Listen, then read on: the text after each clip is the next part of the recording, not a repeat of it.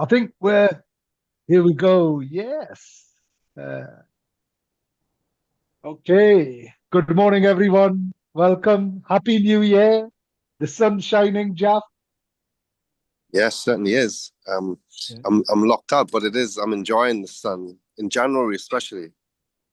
it's beautiful. Well done. I think it's um I think it's wonderful that the sun is shining and um it's January the 3rd. Anyway, Happy New Year. So you're locked out, as in, are you waiting for someone to let you in? Oh, you're in. Yeah, I'm in now, so it's all good. Brilliant. Oh, well done. It's like a challenge just type of thing. You should record that. It looks as if you're on speed up mode, uh, is what it looked like. Anyway, welcome to 2025.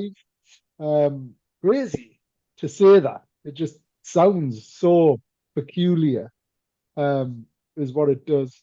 But anyway, you're listening to Ammar and Jalf. live on our weekly radio show right here on Spice FM. And each week we bring some fused news and one or two clues from the business world.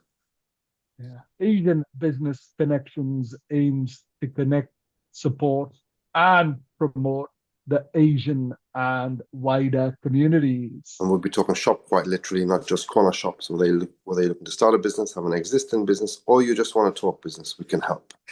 We can, and we do. It's gosh, Jeff, we're here. It's 2025. yeah. I was trying to remember. Can you remember any of our New Year sort of days or New Year's, yeah, shows where the past ones, because it's accelerated so much, hasn't it? Yeah, it has, but we do it every year, and we make our predictions kind of every year, and um, it's nice to be wrong on certain predictions, but on the other ones, I think we generally we kind of well, we'll try and do it again this year, but I think it's just trying to foresee what the year's gonna be like. So I mean, one particular year that I recall, because it's just one of those things, I think was 2013. Yeah, so 11 years ago now. And I was reading an article about Bitcoin. Mm, Can you remember? I brought yeah, in the Sunday Times and we were in the studio and I was talking about Bitcoins and I was like, yeah, buy Bitcoins and whatever else. And they were £200 a mm. Bitcoin, is what they are. And Yeah, now that one of those Bitcoins for £200 are worth £100,000. yeah, it's incredible what has happened to Bitcoin, but I'm still I'm still unsure about Bitcoin because it's all about technology in many ways. Because at some point, when your phone or access to or there's a cyber attack, something happens to the that world, then what happens to your Bitcoin? Well, it's the same thing digitally now. You know, if the payment services network failed and everyone's reliant on cards or access. I mean, there's been a couple of instances over the last year or so where there's been an issue with our bank Mm, and yeah, people either haven't been paid on time, people haven't been able to access their accounts, people haven't been able to do certain things like transact, and everything's fallen apart. which is Well, that is the direction that everything is going, and actually, it can get very frustrating because I don't know if happens to yourself, but our business debit cards, they just block them very fast because if you make too many transactions on a particular day, they say that fraud alert, and then they'll actually put it on block. Then you have to ring them up spend 30 minutes on the phone, 40 minutes on the phone to unblock your own card because obviously everything's gone so electronic. I think they try to have as many safeguards in as possible, but that's very, very disruptive on the other hand as well. And the answer to it is, well, if we didn't do these checks and people took your money, then you wouldn't be very happy about that. And I think, and yeah, of course you wouldn't, because it's your money. You shouldn't. You know, it should be protected 100%, but it shouldn't give us the pain for that protection. And I don't know if that's gonna get worse or is that gonna get easier. I'm not really too sure. I mean, I experienced that for a while on a couple of transactions, and it was so painful. In fact, it happened for 2 or 3 months, and the transactions, I mean, appreciate they might have been, um, you know, high value transactions, but it wasn't as if we don't spend. And I'm talking about the business debit cards as you are.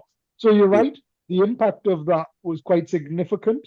We lost out on some orders that we were trying to place, and we're unable to pay, and it poses a bit of an issue and a challenge.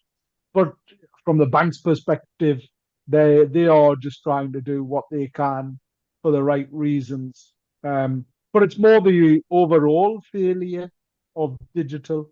And an example, I think last year there was someone who had £400 million worth of Bitcoin on a computer hard drive, and he was trying to get permission from the court because it had been dumped in a dump by the council. So he binned it, and he was like, I know where it is. Imagine a big, massive landfill site, and you're trying to find this. It's like it's not a needle in a haystack. It's a haystack of a mountain Everest haystack that you're trying to find. But imagine that £400 million. But how did it Uh, end up there anyway, Ammar? How did his computer end up? because he binned the wrong one. Wow. And I'm assuming it's a set of digits and a set of codes that he would have had. That are only on that computer. Mm. And that's, something.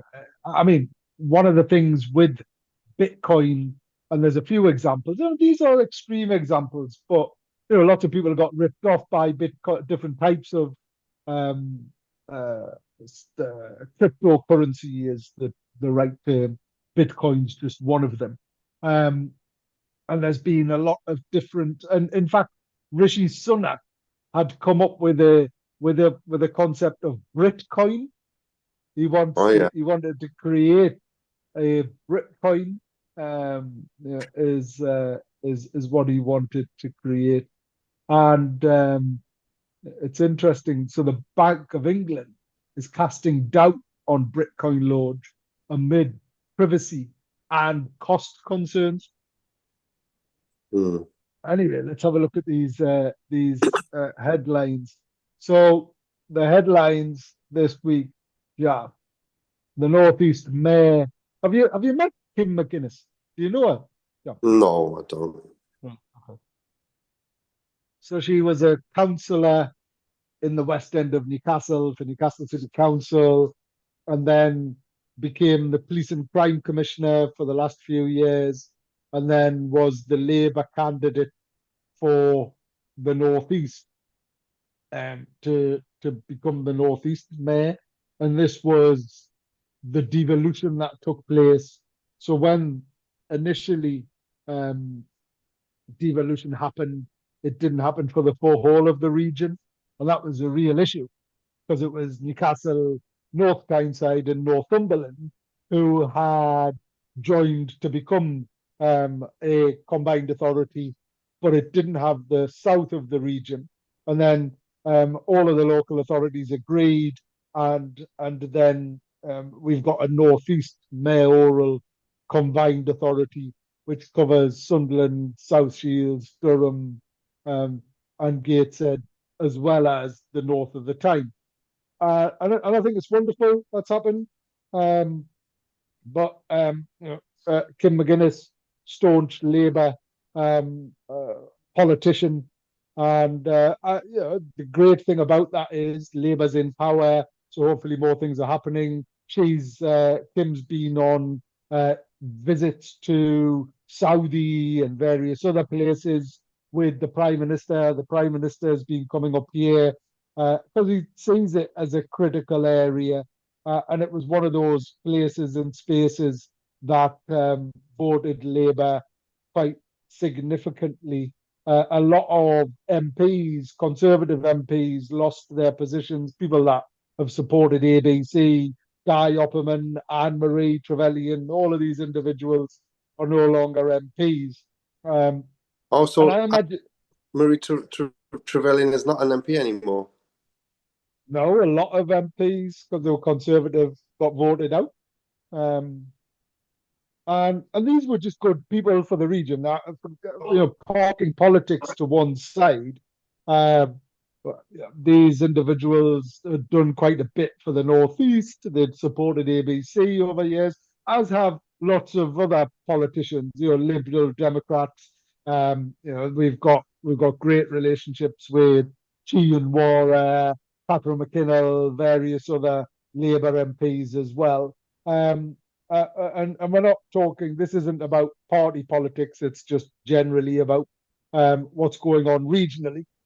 So the consequently, there's been a lot more Labour um, uh, in the local councils, but I imagine some of that will change this year. They're already suggesting there was a poll that was done that suggests that the UK will follow the rest of the European countries, Jack. So, what does that mean?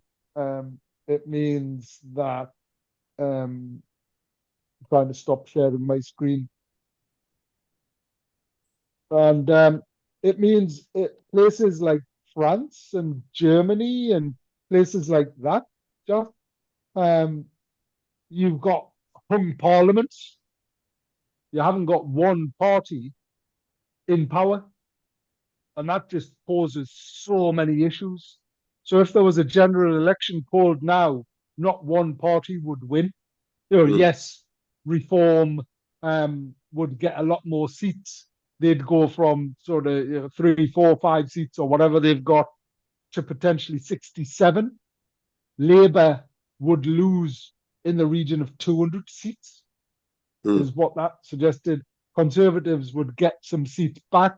Liberal Democrats would do well, but there wouldn't be a power, um, sort of a powerful party, i.e., a party in power exclusively. And that just causes so many issues. But Yeah, we're going to see that. but why though? Because Labour's in power and they've got a huge majority. Yeah. Why is that in question now? I mean, people You have know, it's voted. not in question. It's not in question. It's There was a survey done as to how would people vote, right? Well, what's the point? I would say of that survey. What's the point of it?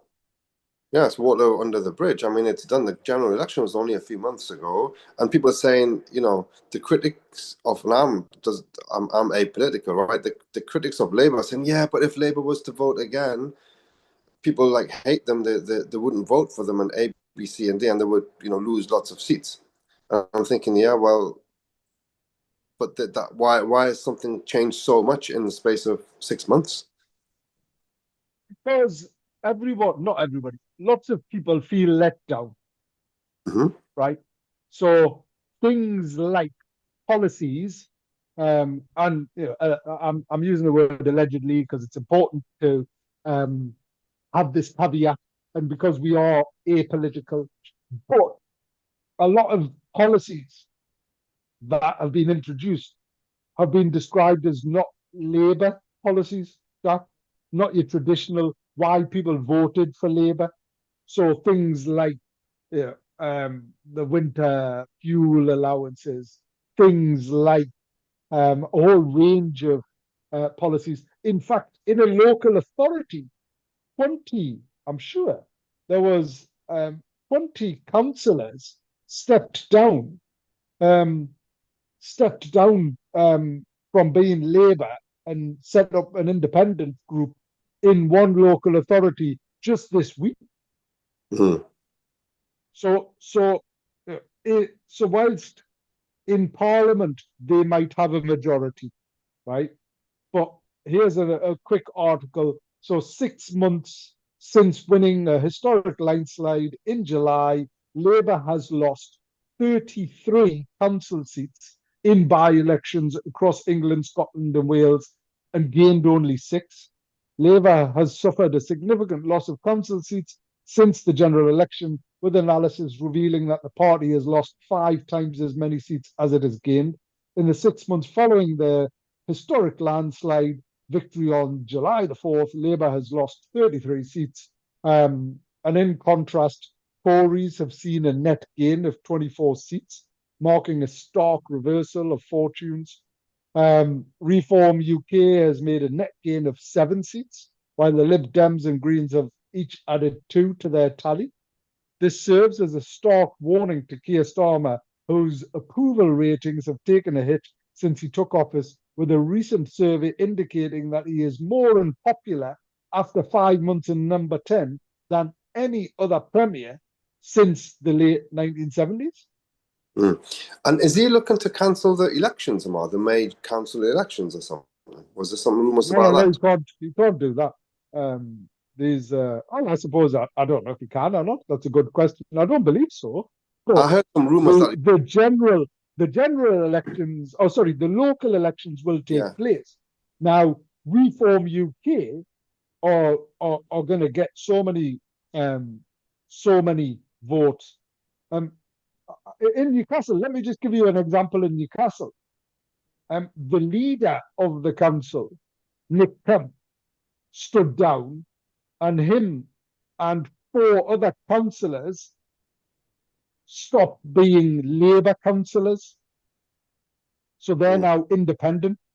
Mm. And the likelihood is within the next year or so, we're going to see Labour not being the party of choice in Newcastle Council. Mm. Yeah, it's very So, interesting. so you're asking me, well, what difference does that make? What it makes all of a sudden is local councils become more divided, the country becomes more divided, and all of a sudden, if anything, if there was a general election called, and the likelihood is at the next general election, we won't see a single party. Like it's historically been a two-party race. What they're trying to do is change the law so that Reform UK doesn't get the same opportunities like the Conservatives and the Labour Party have had, right? Mm. Mm. And quite frankly, I think that's not right.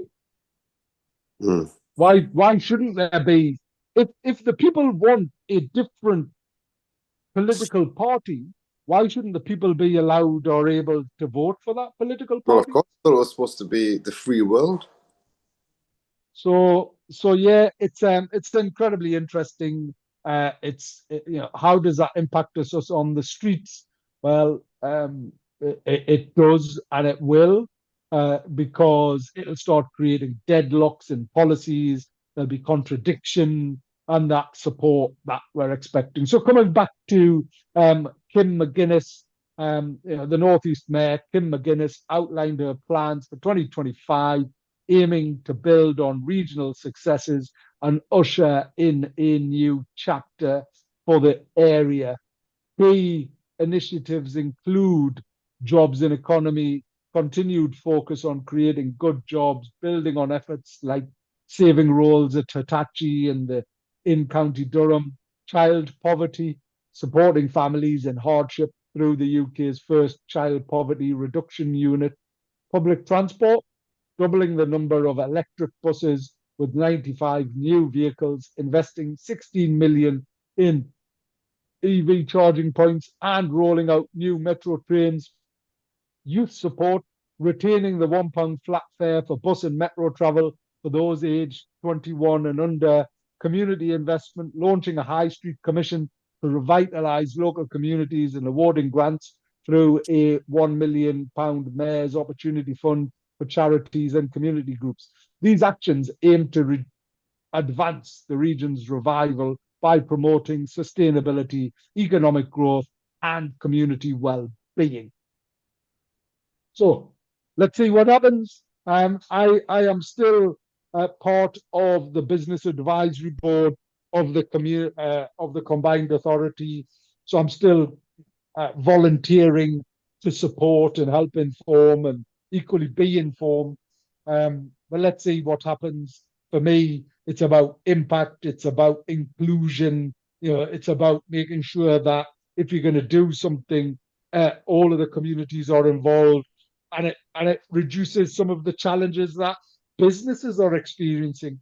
And it's interesting because the next actual headline is high street closures. They're set to surge in 2025 as business rate burdens grow. But alongside the business rate, Jack, it's national insurance, it's capital gains, it's this conspiracy that and these are the policies, Jack, that people are outraged at. Mm. It's like Labour, it's all about people and it's about supporting people and creating an environment where people are looked after. And lots of people don't feel like that at all. So a record number of shops are expected to close their doors this year, with rising business rates cited as the final blow for many retailers. According to fresh figures from the Centre for Retail Research, store closures could hit 17,349 in 2025, surpassing the 17,145 recorded in 2022 when pandemic support measures were scaled back.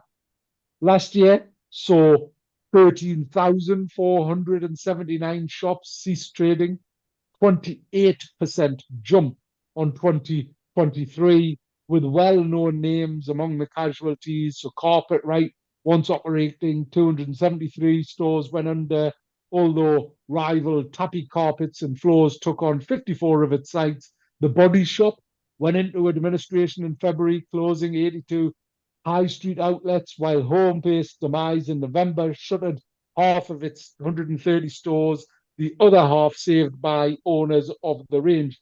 On average, 37 shops were closed every day in 2024, creating what the Centre for Retail Research called another brutal year for retail sector. Many executives fear that 2025 will be even tougher due to an imminent rise in business rates, which takes place in April. Chancellor Rachel Reeves has announced a reduction in business rates relief from 75% to 40% for retailers, leisure firms, and hospitality operators. According to Altus Group, this will see the typical shop's rates bill more than double, jumping from 3,589 to 8,613 in the next tax year. That's crazy, Jack. I mean, it's just absolutely unbelievable. It seems to me it's not a conspiracy. If you think about it, if you're the chancellor and you have these policies, your only policy outcome is going to be the closure of lots and lots of businesses, and that seems to be the plan for the government, which I'm very, very baffled about. I mean, why are they trying to close down hundreds of businesses up and down the country? What have they got under their sleeves that we don't know about, would be my question. Because you can't tell us that these policies are there to help the businesses, help whatever small, medium, large businesses to create a market condition so that the economy can grow and the businesses can thrive. It's the complete opposite. I'm asking why people feel like the way they feel and feel so let down. It, these are the type of things. I mean, the other thing, yeah, is stamp duty. Did you know stamp duty is being reduced from 250,000 to 125,000? So Okay. people buying a property for 125,000 will now be obligated to pay stamp duty. Yeah. I mean, what's the stamp duty for? I mean, all of these taxes that they just, someone sits there year on year in the tax office to find every single way of taxing society. It's just absolutely ludicrous.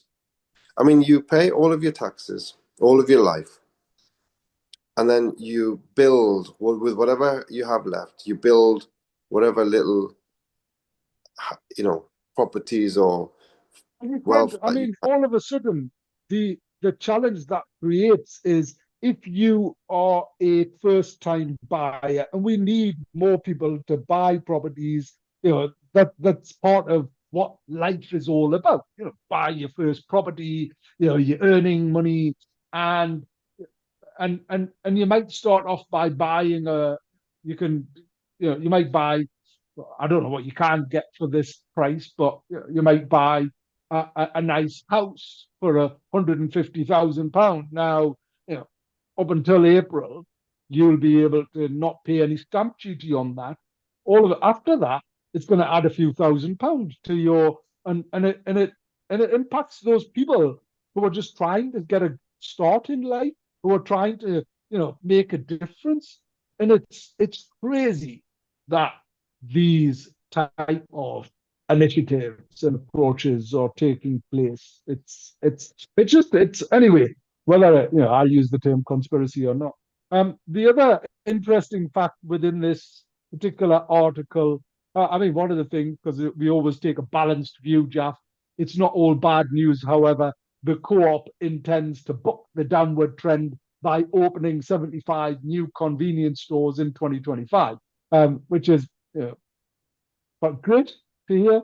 Um, but if there's like 36 stores closing every day, um, you know that's a couple of days of stores closing on the mm, opposite end, and you're opening, and all of a sudden you're back at net zero. Yet the most recent figures from Sensormatic suggest that footfall in British shops fell by 11.4% in the final week before Christmas, Jack.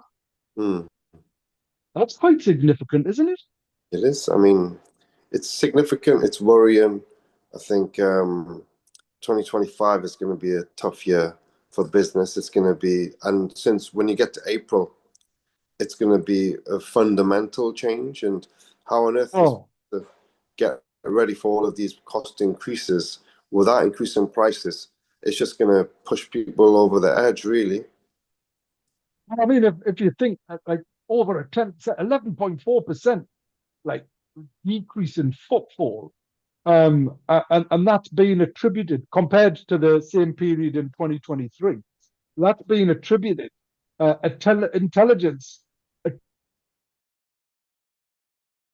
attributes the sluggish confidence, or the lack of confidence around the economy, and stormy weather deterring was down to the lack of confidence around the economy. So people are worried already.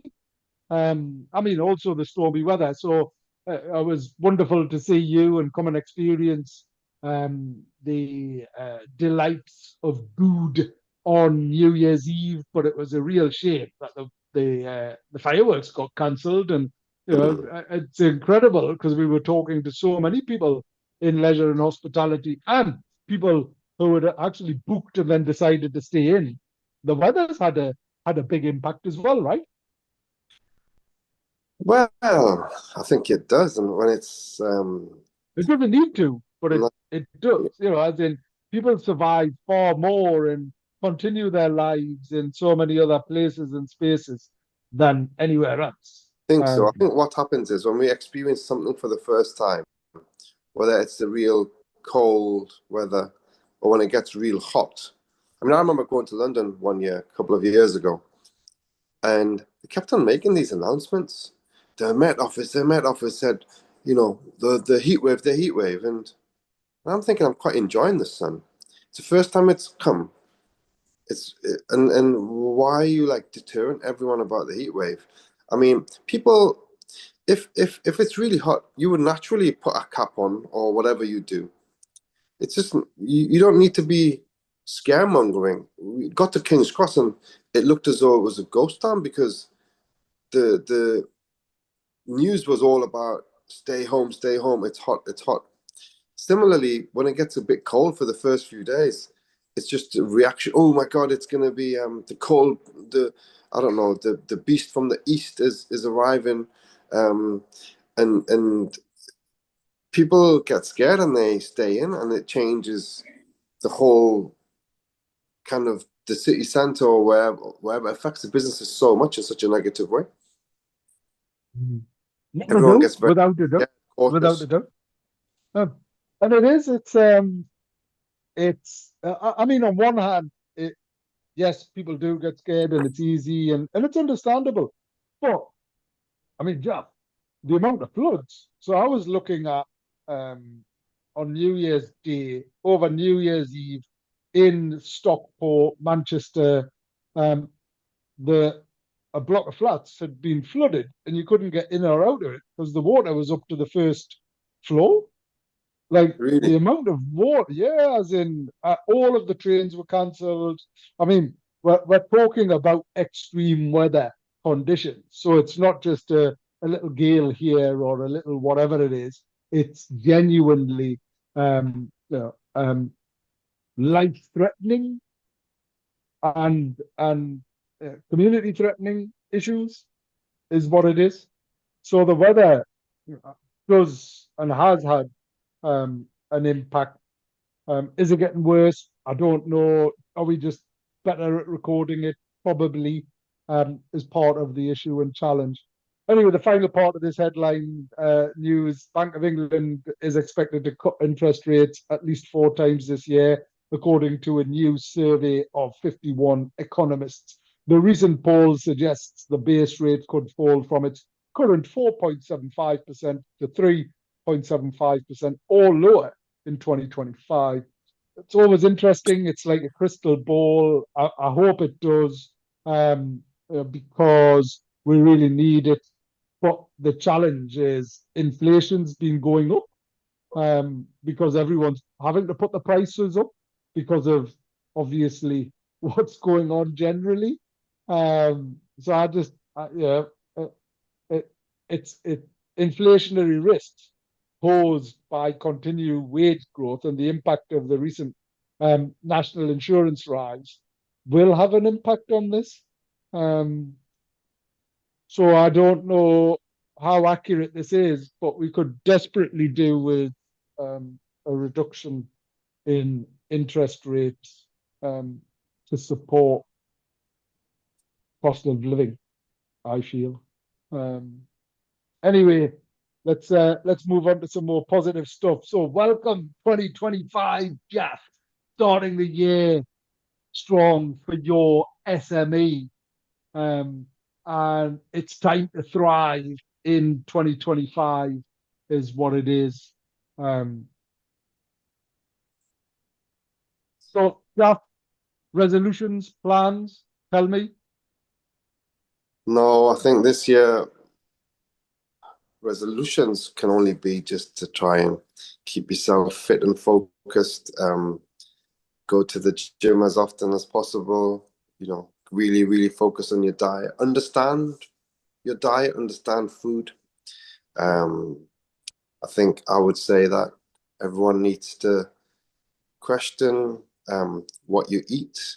Look at when you buy something, you need to really learn and know what is in the food. What's the meaning of some of these fancy words that you don't understand? Because you really need to know what you put into your body, whether it be food or whether it be creams, whether it be so many things, because just feel that everything is there's more and more things are getting more and more diluted in terms of moving away from the origins of organic foods and really pure whether it be the the oils that our parents or grandparents would be putting on their hair, which would have been organic. Now everything is just so much bad chemicals are in the food, in the air, they're everywhere. I think we need to be very, very mindful of that. Try and eat well. Try and even the garments that you wear, know what they are. Is 100% cotton as they used to be.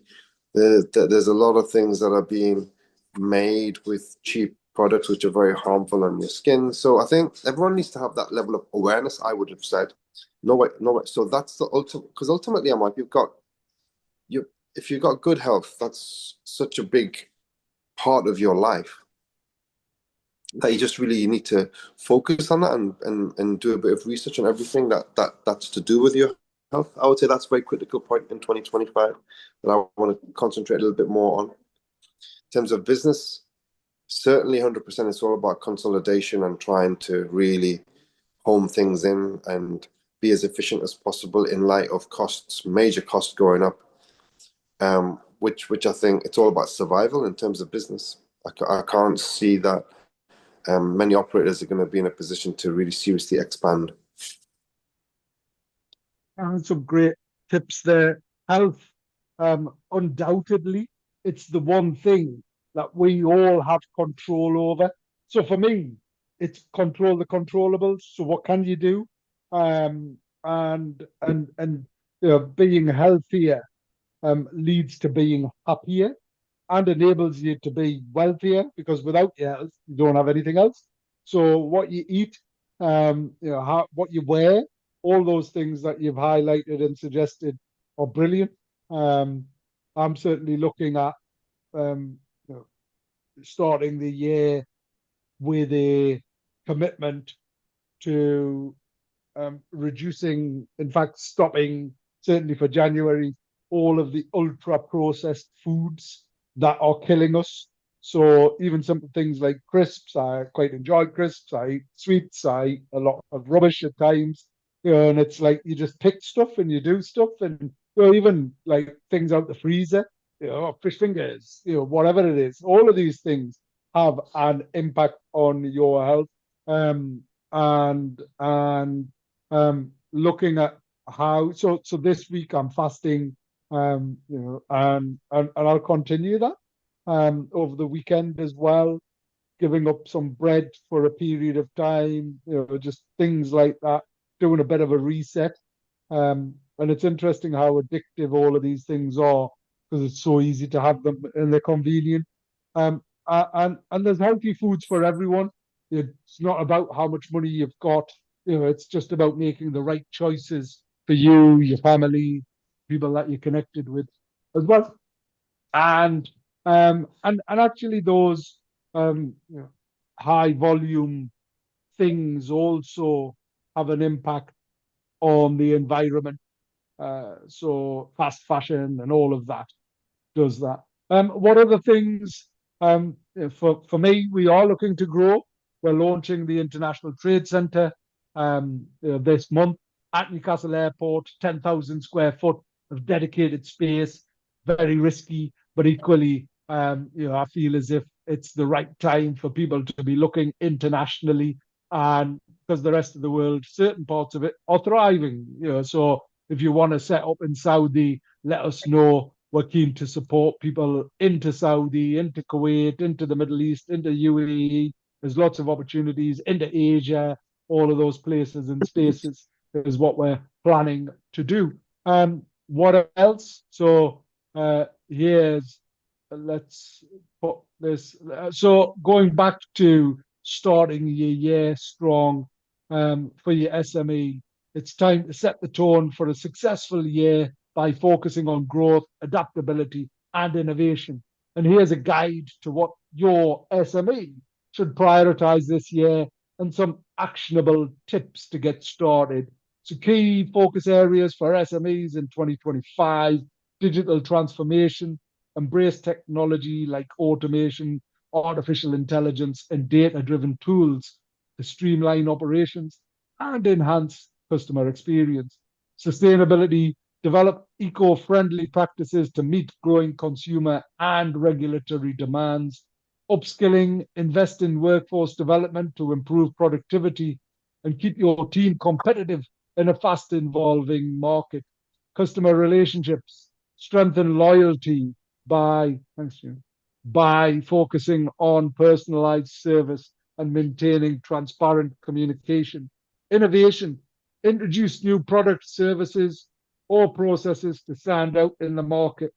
And top tips for a successful 2025: set clear goals, define your objectives for the year, breaking them into quarterly milestones to track progress effectively, audit and refresh, review 2024's performance, identifying what worked and what didn't, update your business plan and strategies accordingly, leverage technology, adopt cost effective tools for marketing, project management, and customer engagement to optimize resources, focus on cash flow, monitor expenses and forecast revenue to maintain financial health, secure funding if needed to fuel growth, build partnerships, collaborate with other businesses, join local networks, and participate in industry events to expand your reach. Be prepared to adopt and adapt to economic and market changes by keeping a flexible mindset, market strategically, kick off the year with campaigns that resonate with your audience, highlighting new offerings or exclusive opportunities. And by planning intentionally and acting strategically, your SME can make 2025 a year of resilience, growth, and success. Start now to ensure a strong foundation. Some good tips there, Jeff. Really, really good. I think if you can take half of those on board and then follow it through, I think it just secures your position in business.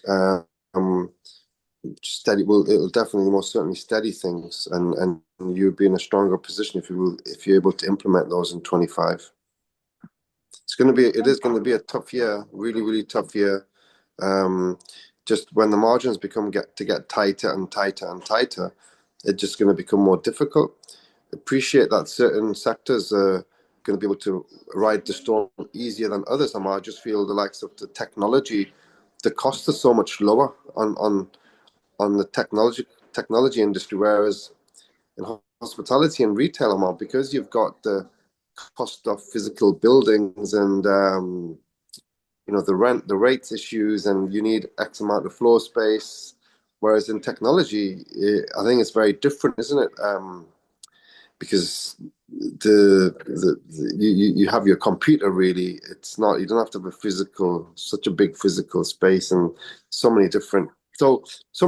Each business is different, each industry is different.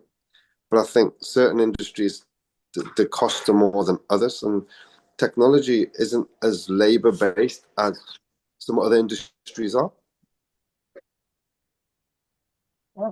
Undoubtedly, and there are industries that continue to grow, and but everyone's going to be impacted. We're going to be impacted, and but for me, those core things around having a goal, having a plan without or having an ambition. Right, we want to do this year without a clear plan is just a fantasy. How do you review it? How do you set what you want to achieve? So if you're in hospitality, what can you do to grow, not just to contract, right? What can you do to grow? What type of things could you offer? Whether it might be a limited menu, offering a different purse or a different costs or different types of approaches, whether you access new markets, whether you then move into catering or other avenues. I'm just using this as an example. But the second thing is cash control. It's about cash flow. It has to be about your finances. It has to be about your costs. You need to be, if you're not tracking how you're doing on a daily, weekly, monthly basis, then how do you know how you're performing, and how do you weather any storms yeah, is critical, and we're doing a lot more around that. The second thing is just intelligence, digital AI. Using it more effectively, integrating it into your experiences. People are a bit more tech savvy, so if you're looking at taking bookings, send them a reminder. Tell them where they should park, make some recommendations around how to get there. All of these things enhance the customer journey and the experience. Follow up with thanks for coming. If you're going to do certain things around, it was interesting. One of the around customer engagement. One of the restaurants that I know that we've worked with in the past, they've introduced a membership scheme. It's a monthly fee, and you get X%. What does that do? Well, it creates a reoccurring revenue for them, and then it's all about volume. And then it's a case of how many people, and it's not expensive membership, but it provides 20-30% discount is what they're offering. I potentially wouldn't go that far because I don't think your margins are that high. But even a 10% discount, if you illustrate that by how you might save by that membership, it allows for continuous engagement.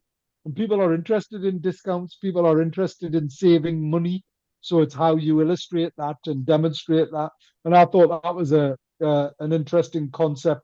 And as a business, the best businesses operate a recurring revenue model. Gyms have been incredibly successful. People sign up, to gym membership. You might, whether you go or not, you still pay for it. You feel really guilty for not going, and there's a guilt element to cancelling it. So it's like you're locked in, and if every single gyms are dependent upon people not turning up, because if every member turned up, the likelihood is they wouldn't be able to cater for them. Hmm. Um, any health tips, stuff Any like fitness tips? What fitness? are you Come doing? on, Anything? just I think it's just getting in to the. I mean, I read this analogy, and it was all about there's a there's a book writer, and he's trying to finish off a book, and he said, some days it's so difficult that I just don't want to write anymore. But if I can just spend 20 minutes, 30 minutes, and I can just move that book on a little bit, then when I get to the end of the week, I'm really grateful because that little bit I've done has added so much value to getting to the end mission. So ultimately, I think if you can go to the gym quite regularly, 4 or 5 times a week, and it's just dragging yourself in there and just understanding if your body isn't stretched and if your body isn't put through its kind of you have to put it through a bit of pain to get a bit of gain, and it has to be consistent. And when you've done the workout and you've gone and you've put your body through its paces, when you come home and you sit and have a Mars bar, I don't think you will, because you'll realize that that's all that hard work and effort is just gone. It'll be to no avail. So it's combining your focus on your workouts with your diet, and the two things are work in tandem with each other.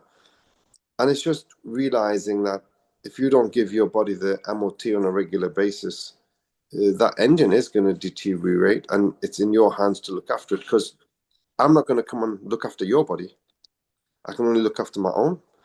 So it's a matter of really realizing that it's in your hands, it's in your control. And I think huge value must be given to your physical um, health, and you can only improve that by working on it on a constant basis.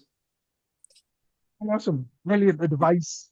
So there's a technique called the Pomodoro technique, Jack, and um, for anybody doing anything, one of the biggest issues as a society is distraction.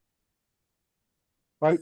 Where and these digital devices and everything else constantly distract us. And the Pomodoro technique, it uses it came from an individual, Pomodoro's tomato in Italian.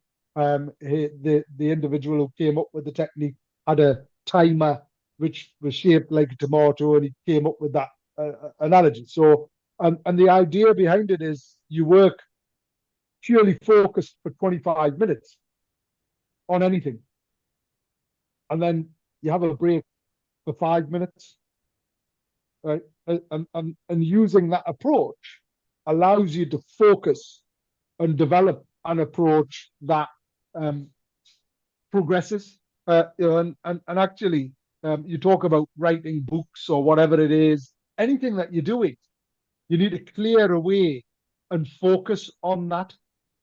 And you need to focus on it exclusively. Our brain operates in a way, but we can get carried away with different thoughts and everything else. We getting distracted isn't a new thing, but getting distracted with digital devices and this constant need to check your phone is really impacting us more generally. So this Pomodoro technique, as you've suggested, 25 minutes on anything, whether it's health, whether it's fitness, whether it's whatever it is, needs to happen. And that's exactly what you should do. The other thing to consider, Jack, is 1%, right? So improving 1% every day, the Mm-hmm. impact of that, the impact of that is profound. So if you're working out for 25 minutes, 1% is 2 point, 0 point whatever. It's not even an extra minute. It's a few sec. It's like 25 seconds or whatever it is that you add, and if you add that every single day, by the end of the year, you'll be working out a couple of hours, right? But I'm not suggesting that that's what. But you feel that. But if you're doing something around, I'm learning something new. I'm going to be trying something new. I'm going to focus on these things that I don't like. Sleep. None of us get enough proper sleep. So going to bed a minute early, or whatever it is, and building that up, before you know it, you've added an hour in 60 days. It's like crazy. So using that approach, I think, is a really big and important thing to explore. Finishing off on ABC, we're still on a mission to demonstrate inclusion by default, and we'll be sharing a bit more detail and depth on that, from roundtables, from curry clubs to the awards, and a whole range of research that we'll be publishing this month, so you can हाँ understand जी how you can हाँ do जी that. जी thank you Amma ji We'll be भाई back साहब next आएगा week. Deep Singh ji